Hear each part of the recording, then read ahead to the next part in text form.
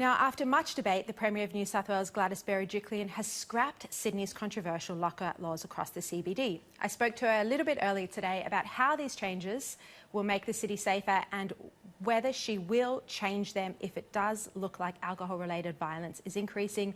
She's also giving her view on whether we need extra stimulus in the Australian economy and her big plans for next year when it comes to trying to lift those onerous planning laws, get DAs happening and get more housing supply in New South Wales. Have a listen. You've just announced the lockout laws will change. What is the potential for Sydney here? Do you have a target for where you hope the nighttime economy will be in the forward estimates?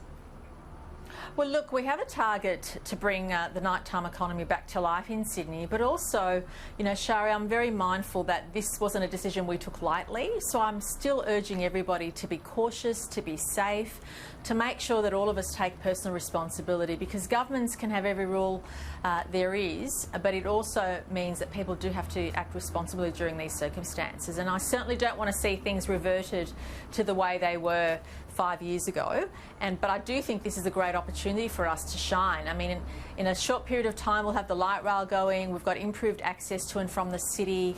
There's been so much renewal in the Greater Sydney area in the last 5 years, and this is the right time for us to relax those laws, except in King's Cross, where it'll stay the same. It's time for us to relax those laws and really think about how we can invigorate our nightlife, but also how we enjoy the CBD. I mean, years ago, coming to the CBD was a cringe-worthy thing. Now people are coming into the city to enjoy themselves, whether it's to go shopping or to enjoy the sights or the museums, and we certainly also want to increase the opportunities people have to enjoy the great city at night as well. Do you think Australians, though, are capable, young Australians, are actually capable of not abusing these liquor laws when they're relaxed? I mean, we saw that the levels of alcohol-related violence were just so high. The areas of the city where there were a lot of pubs and clubs open late was just a complete mess, and there was a couple of instances of young people dying. Do you think young Australians are responsible enough, and will your review in 12 months' time be based on the levels of alcohol-related violence and medical incidents? Well, we absolutely will look at the number of incidents and also the medical incidents that arise that are alcohol related. That is definitely something we'll be looking at over the next 12 months, but I'm hoping it won't come to that. I do believe we have the potential to be responsible citizens, and unfortunately it's always that small minority that ruins it for everybody else. But unfortunately in this instance, when we're talking about a small minority, it's a small minority that's really threatening lives and people's well-being. That's why we've not changed the laws in King's Cross, Shari, because in King's Cross there are a high number of licensed venues in very close proximity to each other. So in a very small space there's about 20 licensed venues, and that's what was found to be one of the causes of the alcohol-fueled violence that we're experiencing there. The other big problem that's been putting a brake on the economy in New South Wales is housing affordability, and specifically our planning laws. And that's both at a local level, where it takes a very long time to get DAs through, and also at a higher level when you've got projects like the writs that are rejected, or other projects that sit in limbo for between 6 months or even over a year. What are you going to do about this? Well, Shara, I was very pleased earlier in the week to foreshadow some reforms the government will be undertaking in the new year. One of them involves what we call an e-planning system. So we're working really hard to provide real-time information for our citizens in a whole range of areas. And why shouldn't every citizen have access to every DA that's being considered, every state government approval that's waiting on, have that transparency? So whether we're making ourselves accountable or local government, in the new year, I'll actually be saying to all councils in Sydney, the Illawarra, the Central Coast and Newcastle, I'll be saying, you have to go on the e-planning system. Every DA you have under consideration has to be available in real-time information, so that people who are waiting on these decisions can see where the bottlenecks are. We'll be keeping ourselves to account, but also asking local government to do that. We do want to have the best planning system in Australia. We're not there yet. It's one area of government reform that we really need to tackle in the new year, and I'll be looking forward to having more to say about that, because we've been managing to reduce the time for planning approvals for major projects. So if it's a rail line or a road or a school or hospital, we're getting much better at that. But if it's other types of development, we haven't quite moved as quickly as I'd like in terms of having a more open and transparent and timely system. And so the new year will bring some reforms in that regard, because it is an area that I want to concentrate on. In terms of housing affordability, you also, you've been tackling this for a couple of years now, and you actually created a task force in 2017. But since then, still not enough homes are being built. There's not enough supply, and young people in particular are really struggling to enter the property market. Do you think the Australian dream of owning a home is over now?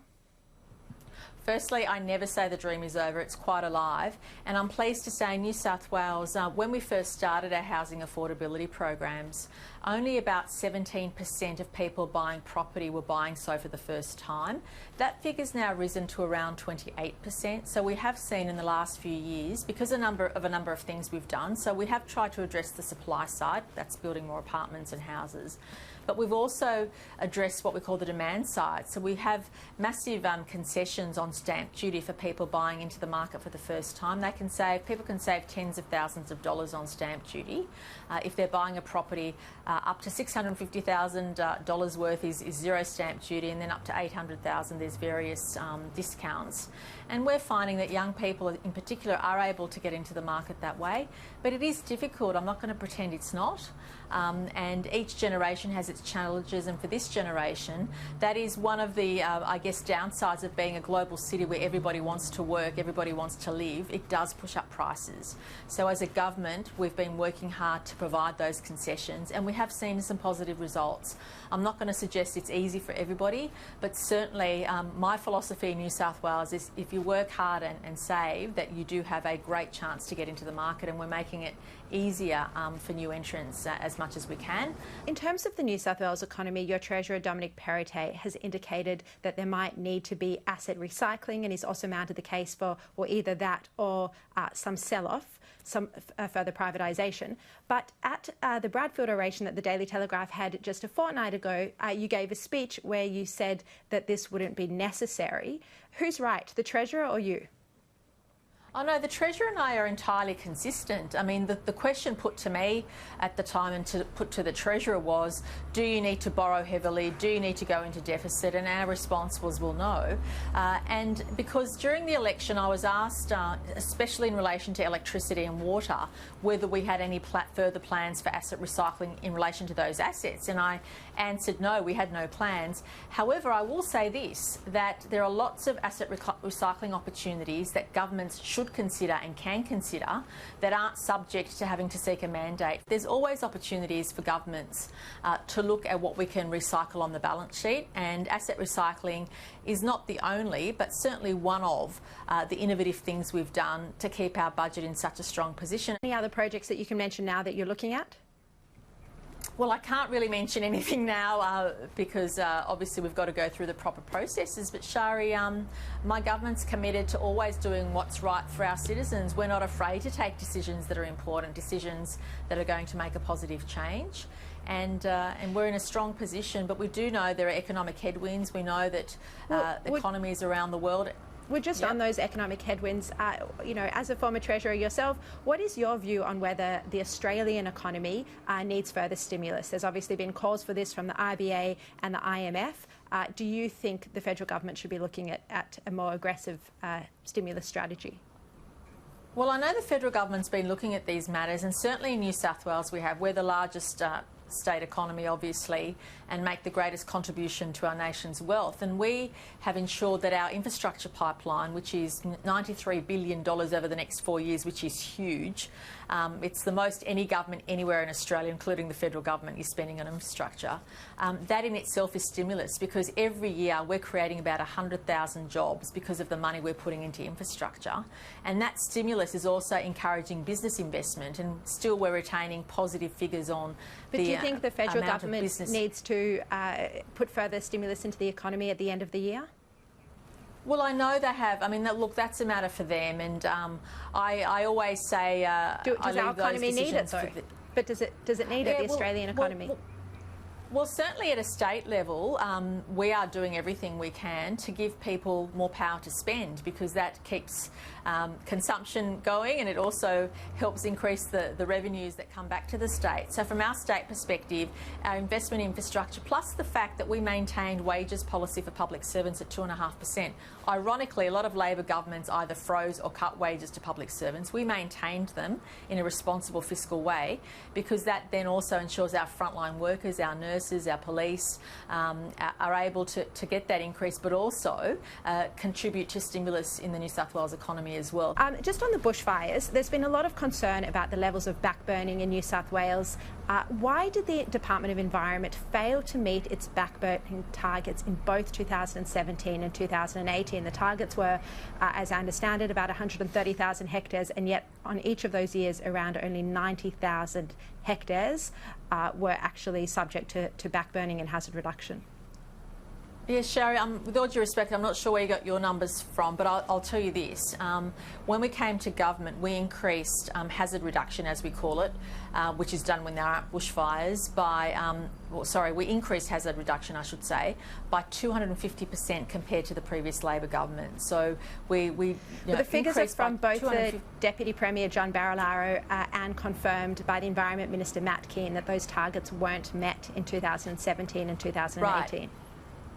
But we also look at what we call rolling averages of what we've done. If you compare what we've done to the previous government, as I said, it's more than double in many instances. So we're confident that we've done everything we can in New South Wales to prevent more devastation. And certainly the coordination I've seen between all our agencies. We're the only state government that has a multi-purpose RFS headquarters where 30 agencies, including the national parks people, including the forestry people, actually sit together even if it's better than the last government, don't you think shouldn't you be demanding answers on why this target wasn't met by such a large degree for 2 years in a row? Because the outcome was that it left too much fuel on the floor. Well, the good thing in New South Wales is that the people that decide on when to undertake the hazard reduction is actually the RFS. The environmental agencies implement what the RFS recommends. And sometimes if you have a longer than expected summer, it reduces the time you can do that activity. And also you have to wait for the right weather conditions so you don't actually cause an uncontrollable bushfire. So if you look overall at the number of hectares we've actually subjected to hazard reduction or backburning, it's significantly more than what's happened in the past. And I have full confidence in all of our authorities, because we leave the experts to take those decisions. The only philosophy we have is to protect human life and protect property, and that's what matters to us. And interestingly, more than ever before, we've seen the coordination between all those agencies, which traditionally did butt heads. But we've worked really hard, especially in the last 5 years, to make sure there's strong coordination. Just on leaving it to the experts, when I had the Deputy Premier John Barilaro on the show a little while ago, he said on the record that he doesn't run the state and that you don't run the state, that public servants do. He said that on live television. Do you think that's the case? Look, that's his opinion, and the Deputy Premier is, as you know, a very robust and strong character, and that's that. He makes those comments from time to time. As far as I'm concerned, I'm very confident and comfortable with the way in which we run New South Wales. New South Wales wouldn't be where it is today. It's not by accident we're the strongest economy, the largest infrastructure pipeline, the best opportunity and quality of life for its citizens. That doesn't happen by accident. It happens through strong leadership. I'm incredibly proud of my team, and next year is going to be a big year for us, Shari. We've still got a few things we need to do this year, but I'm looking forward to really getting stuck into a whole range of important areas next year, including planning reform, and also having a focus on skills and jobs, which is something I feel really passionate about. I want New South Wales to be the advanced manufacturing capital of the nation and the region, and there'll be a number of things we're doing in that regard as well. So I'm looking forward to a big year next year, one which will take our state forward even further. Premier, thank you very much for your time today. Really appreciate it. Thank you, Shari. Thank you. Pleasure.